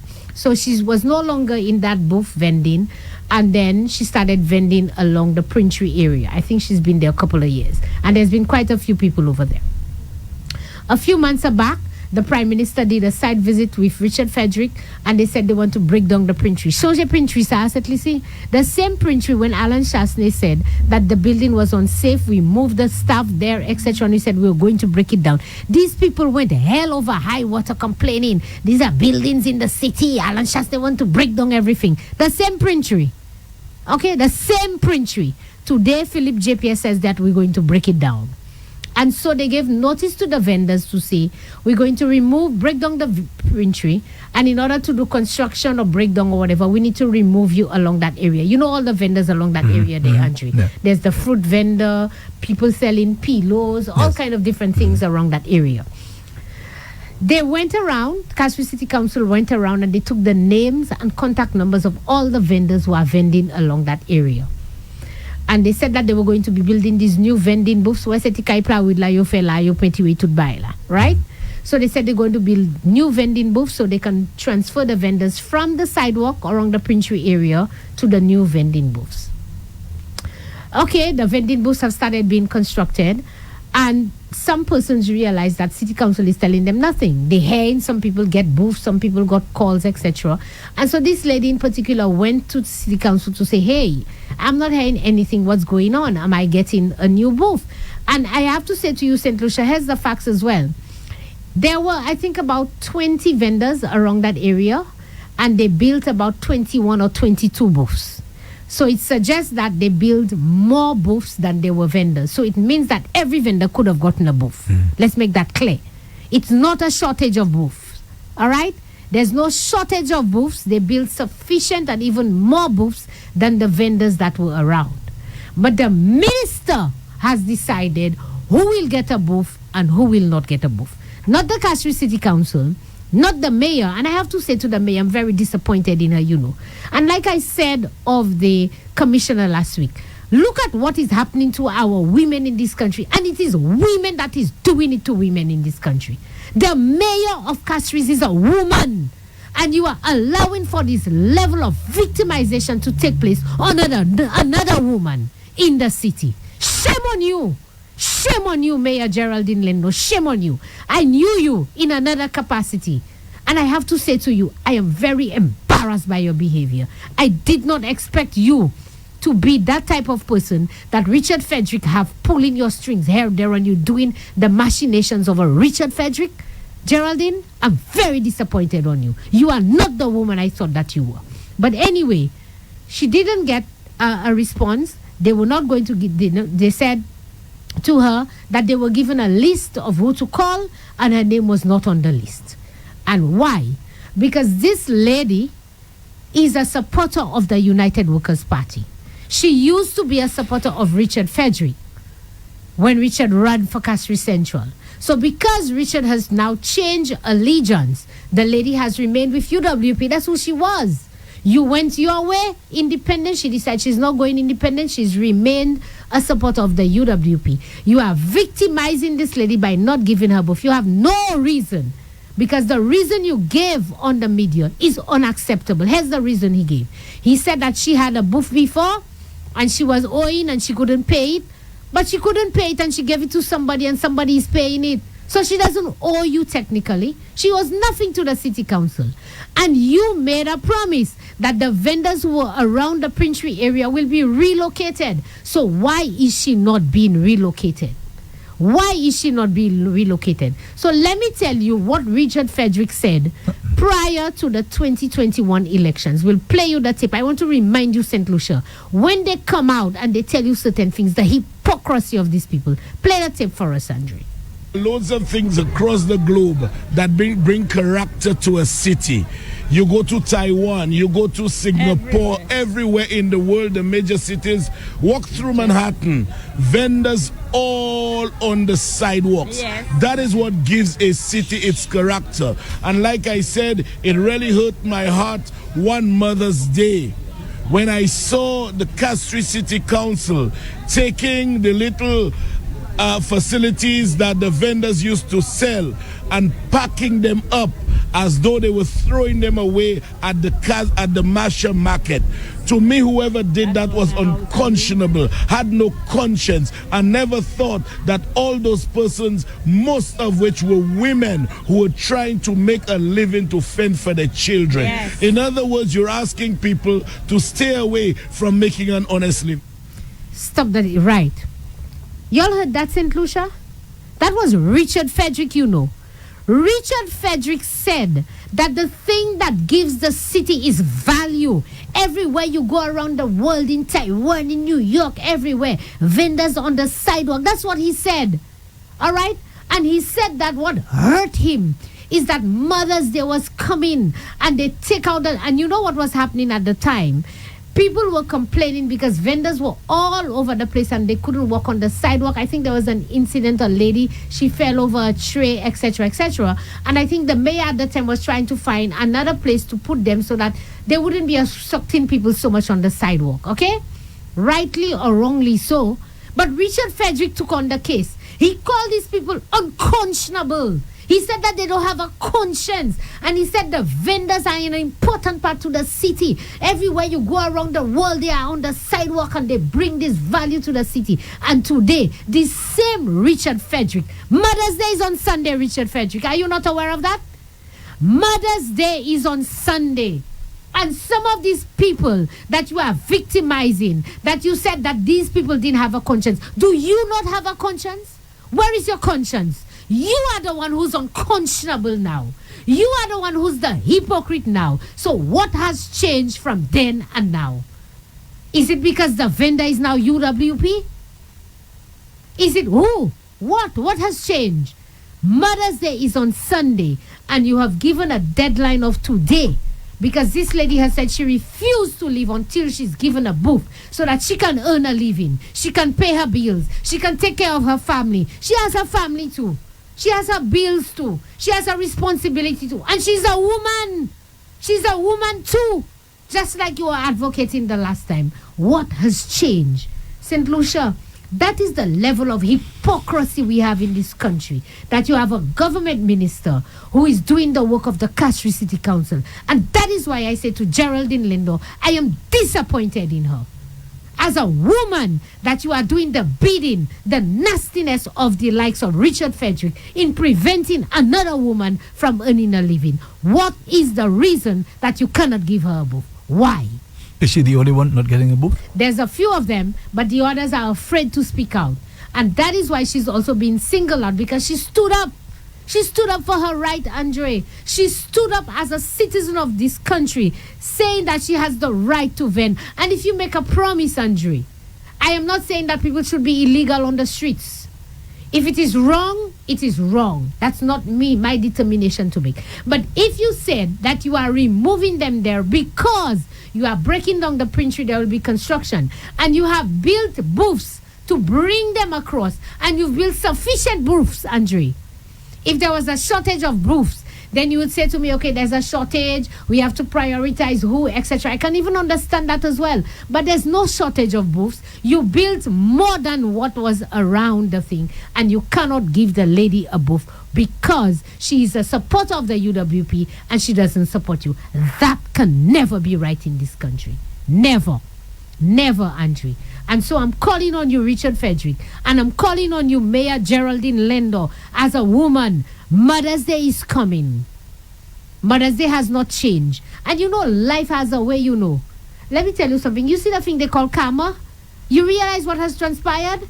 Richard Frederick took on that matter around the time about Mother's Day, and he begged all these things. He forgot that. Look, Mother's Day coming, and you read the same thing to another woman. So hot. Anyway, open the lines. I'm very upset this morning. Some people say I'm bad. Let me tell you something. I can be very, very, very, very, very, let me tell you. Anyway, but I'm upset and I'm disappointed. You know why? Because there's no rationale for this thing, Andre. You cannot say one thing in your mouth 2 weeks ago, 2 years ago, and you forgot it and you read the same thing to somebody else. It can't be right, Andre. It can't be right. But St. Lucia, anyway, we'll open the lines. Yes. So we have a call. By the way, you have to give the numbers, which you haven't done. Andre, go ahead and give the numbers. Okay, the fixed line is 572-9710, 572-9710. WhatsApp is 287-0971. WhatsApp 287-0971. You have somebody on the fixed line. Okay, callers. Thank you so much. Good morning. Thank you for calling me, the opposition. And caller, I am very sorry that I was a bit upset this morning. I've calmed down now. You mean at my expense, Vanessa? Yes, at your expense. I'm very calm. What kind of behavior is that, Nancy? You calm me down, that's all. Anyway, good morning to you. Good morning. Morning, Arthur.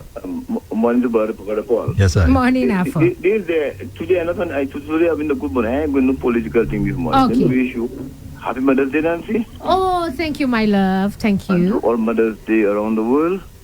And let me wish to all the girls I've loved before Happy Mother's Day. Andre, Afa, your wife is hearing that, She's listening to the she can hear it. There's no problem in that. She can hear that's that. why you said love before. Yeah, all the girls I've loved before. Okay. Happy Mother's Day to them. On all my children's mother, Nancy, too. Yes. And also to my wife. Lovely. So that's all for today until next Thursday, God willing. Uh-huh. I will come with something. Okay, but after I need you to pass around. This may be the last day that my girlfriend might be getting a sale. They might move on the street. So I think you need to go and buy my Mother's Day present from her this morning. So when I come to town, I'll pick it up from you. And where is that? Where is she selling? She's selling exactly right next to the printery. She's the one closest to the printery. Oh, you mean the flabo lady? Yes, the flabo lady there, Jocelyn, my nice flabo lady friend. She always in yellow. I know. Go give her a sip. Buy something special for me. I know you know Jocelyn. Thank you, Afa, and thank you so much for listening and supporting the program. You have another call? Mm-hmm. Yes, thank you. Good morning, caller. Thank you for calling me, the opposition. Good morning. Good morning. Good morning, Nancy. Good morning. My second husband. Hey. My Lola. darling, how you doing? Welcome. Yes, How are you? Yeah, I'm good. I'm doing okay, my darling. All right. Just yesterday I was talking about you. I heard you. You said I'm always listening. How arrogant can you be? Why should I always listen to you? Do I love your voice? That's correct. My dear, this morning I don't have much to say. I'm going to say something that the late Todd John Compton said. Maybe I didn't get it, I didn't hear it myself, but then over the years I've heard it so many times, so I think it's right. Never take a poor man into politics, because then he will come and fill his pockets. Mm-hmm. And by the time you check yourself, the 5 years is gone and there is nothing left for the people. Okay? When you select somebody to represent you, Nancy and Andre, make sure that person has some standing, financial standing. Don't tell me 2 weeks after you elected, you have big $100,000 vehicles, you all have this. There are some I know right now, they bought businesses, so places, they have so many houses and whatnot. When they came into politics, they had nothing. Nothing. So my take today, I haven't got much to say. I was just listening. Mm-hmm. But I had to say this. We St. Lucians, nous to deck. Si mouna hamale we, I pasa même bay koyon pe. De bagay ki ka fe moun. Na we pete ya patwa. De bagay. En simplici, de pou mal. Ou ka kou yada. pour ça fait l'argent, pour ça vient riche. C'est un preacher et puis un politicien. The two P's. A preacher man and a politician. Have a blessed day, my darlings.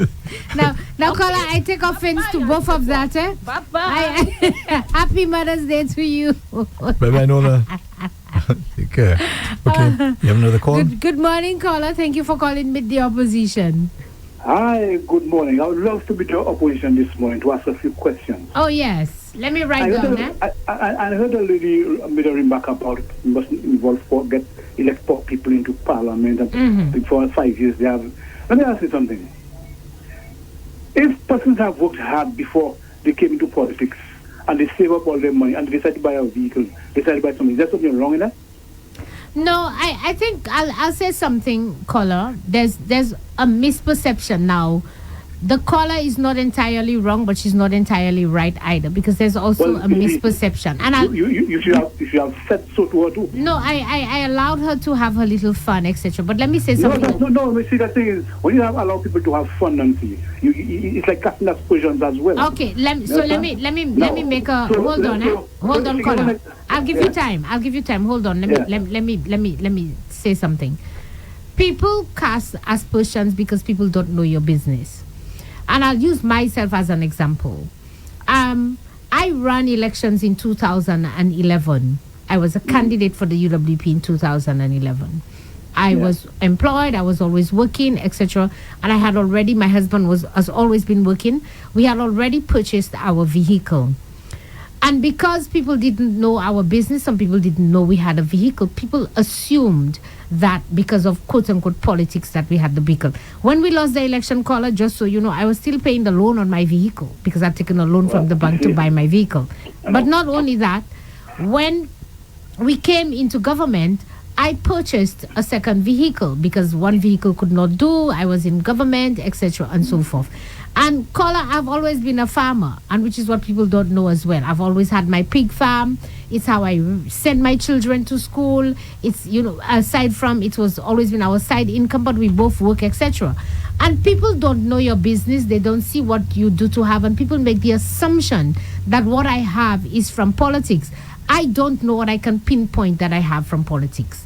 Everything I have, I've gone to the banks, I've taken loans to build, to buy, and to do whatever I have to do. But people make that assumption. And so, in terms of the caller, I'm saying they assume that you come in with nothing, and when they see you have something, they assume and they think it's politics that give it to you. No, you work hard for all what you have. But you see, that's the thing, Nancy Charles.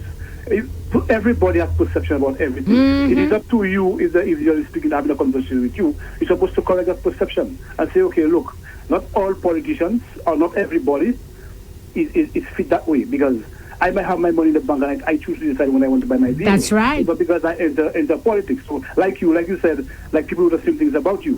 But when she makes that kind of call and she makes a blanket statement, you mustn't allow a poor man to come. Hello, politicians come from us, the society, whether we're poor, rich, or black or white. They come from our society. They come from us. It is we, as individuals, we put ourselves up for elective politics. So if I'm a poor man and I decide I have to assist persons in my community, it doesn't mean you can't assist because you are poor. Agreed. Exactly. Agreed, now, because if you were to give examples, I could give countless of examples in your past administration where people have things that they got within the 5-year period. I could say it on air, and there's verifiable facts to prove that. But I won't go that far. Understand? But when people make blankets, they have to be careful what they say. Don't say it because of political expediency. Don't tarnish people or paint people with the same brush because of political expediency. It's not right. It's not fair. Agreed. You understand? It's not fair. So there are times when people call you a show, Nancy, you have to correct them, correct the things that they say, because even you as a politician, you will pass in that same brush too. Yes, now, agreed, caller. So you have taken yourself off that brush by saying what you have achieved before you went into politics. I agree, but I'll tell you one thing I've learned as well, caller, that people will choose what they choose to believe irrespective of the truth. So no matter what you say, and I learned that very early o'clock in my political life. You correct them, you give them the facts, and they still want, because they want to believe ill of you. They want to believe nasty things about you. And so, no matter what, as the term says, the truth is what you believe in. Yep. Thank you, caller. Thank you for that reminder. There are other things. How do you rate the jazz festival this year? How do I what? Rate the jazz festival this year. Well, I've only been to one event, jazz, Okay. the festival and all the fringe events and all those bacchanal, etc. And I call it bacchanal because I love jazz music, and I have a son who plays music. He's classical music, so there's one or two pure jazz events, but most of the events has a lot more. I don't even see jazz in most of them, but people love it. People love it and people enjoy it. So my rating is that I am very happy that thousands of St. Lucians can participate. They can go, they can enjoy themselves. I'm happy for the vendors who can make a little money because things so hard in this country, and jazz is there for them to earn a living. I'm happy for them to make a living, to earn some money. I'm happy for the bus drivers. I'm happy for the suppliers, etc., etc., etc. I sure wish that every other UW would see that like you. I'm not trying to put it down like some of them are doing on Newsspin and everything. Well, I am not going to put the jazz festival down because I understand the importance of it. And so forth, but I also agree with the line that Alan Shastney was going in, trying to widen it and broaden it. So it certainly calls for introspection and revision, etc. But as it stands, the government has reinstituted it in its original format, and people seem to like it, and that's it. Yeah. So that's where the term comes in. If it's not broken, don't fix it. Well, not only that, if it's not broken, just remember, life is always evolving. Things is evolving, music is evolving, our tourism industry is evolving. We have to diversify, Kola. You have to make it bigger and better and broaden it, etc., etc. You can't just keep it the same way all the time. You know, like your marriage and your relationship, you have to spice it up and do little things. It's not broken, and it doesn't mean you're fixing it. You're just trying to make it better. So there are things you can make better. One last thing. We have another caller. One last thing, Nancy. About this GPH deal. Didn't the European government negotiate with GPH before you lost the election? We spoken to GPH and they were offering us something similar to that, and we said to them no. Why? Because we did not want to do the development in the north of the island. We wanted to do the development in the south, and so our negotiations broke down with GPH, and we had an MOU signed with Royal Caribbean. What's the other cruise line? There were 2 or 3 other cruise lines that we had signed an agreement with, and our intention was to develop Port Viewfort so we could have a home port in, and that would have bring much more income to St. Lucia. So our negotiations was with them. We did not want the deal GPH was offering. GPH would have control over the cruise section and we didn't want that. We didn't want that. That's what I think the agreement presently. But we don't want that. Why do you want to give GPH control of anything? Why couldn't we go to the bank and take the money and pay them to develop the port, caller? Why did we have to give them control of the port for them to develop it? Why would you want to, if you're getting something free of charge, without any debt burden to the company? It's not free, but it's not free, caller. It's not free. We are giving them the income. You remember that SLASPA owns the income. SLASPA employs hundreds of St. Lucians. SLASPA have management and all these things. We're giving these things over to a foreign entity to manage when it shouldn't be. It's not free. It's at a cost to us. So it can't be free.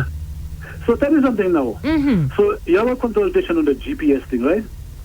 Was there any consultation on DSH? If anybody before I sign it? Yes, we did. We did consultation. There was no consultation, Nancy. Caller. Because immediately after the election. Caller, we signed what, and here's the difference as well. Let me tell you what's the difference is. The difference is that we had a memorandum of understanding with DSH, and that we were going to implement in phases, and then we would have contractual agreement. With GPH, this is a contract, a legally binding contract. The MOU we had with DSH is not a legally binding contract. We could have changed and amended as we go along. But with GPH, this is a contract that has been signed legally binding. So that's the difference.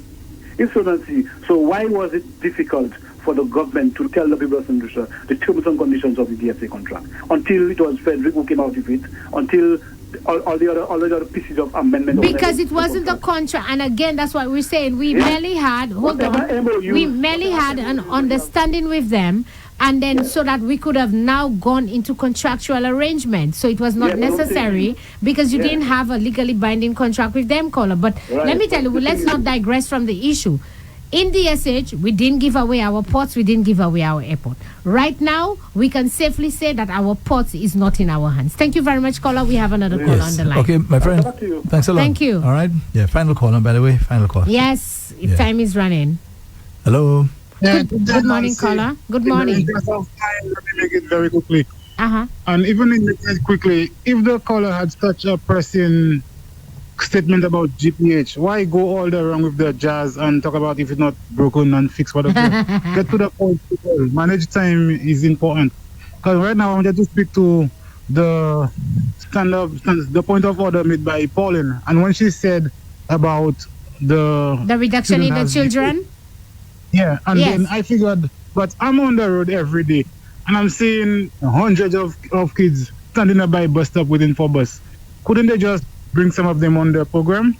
And for you to say it's only 91, it's pretty much. She didn't say that, Okola. I was the one who went on to the calculation because when she said that, I wanted to verify.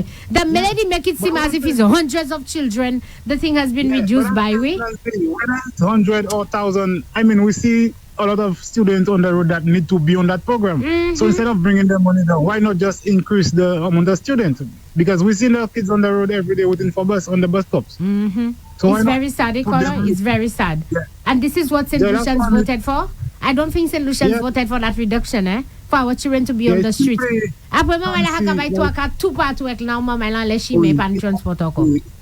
Interest of time, Nancy, c'est même qu'on si yo met l'argent pour les pauvres à terre. Et si on a dit que les pauvres c'est fini, so la pas ni monde qui pauvre. Well, caller, Kodisa, I run across a very interesting thing on NTN. Next week I will deal with it. I will ask my team to remind me so that I can deal with it about that poverty thing. Because Joachim made a statement in Parliament and it slipped me, and they are going to make changes to the poverty list. Just so you know. Like I need tibre moun yo kay ti an le list poverty. Yo kay fe un standard that yo kay di sou li sa ou pa po yo kay ti yo. Just watch for it. Okay. Thank you, caller. Thank you very much, caller. Okay. Thank you, St. Lucia's. I'm sorry. Unfortunately. And caller, you didn't even wish me happy birthday before. Happy Mother's Day, sorry, before you left. That was the rule, okay? But anyway, St. Lucia. Just before you end, Nancy, I know you won't have time today. I want to get your take on this Bolt arrangement as regards the Halls of Justice. I want you to explain that to us, what arrangement that is. I'm going to make a note next week so that people understand what it is, what it means, etc. That's right. Because there's some strange thing happening around it as well that we don't understand. So, St. Lucia, this has been another edition of Meet the Opposition. Like I said, there's so much happening in this country. Every week is a drama, every week is a story, every week is a lie, every week is a secret. We've elected a government to work for us and on our behalf. And so my job here is to keep you informed on Meet the Opposition. Again, I wanted to apologize on behalf of our senators who were supposed to be here, but they're in Parliament today. Next week, we will have another exciting program of Meet the Opposition. I hope it was very informative, and I hope you learned a lot. Let me take this opportunity again to wish every mother, every person who's playing a mother role in the life of a child or a loved one, happy Mother's Day. And those of you who are going around for the jazz events over the weekend, be safe. We don't want accidents on the road. We don't want any deaths. We don't want anything untoward. Go out, have your life, enjoy yourself, and have some fun. I wish I could say Happy Mother's Day to Andre, but I can't because he's a male. So hopefully around Father's Day time, I'll tell him that same thing. But Andre, your parent, your mother, is she still alive? No. Oh, okay. But maybe your child's mother, I hope you say to your child's mother, Happy Mother's Day. And Happy Mother's Day to all of you. Enjoy your weekend. Be safe. This is another edition of Meet the Opposition. I'm out. And Happy Mother's Day to you, Nancy. Alrighty.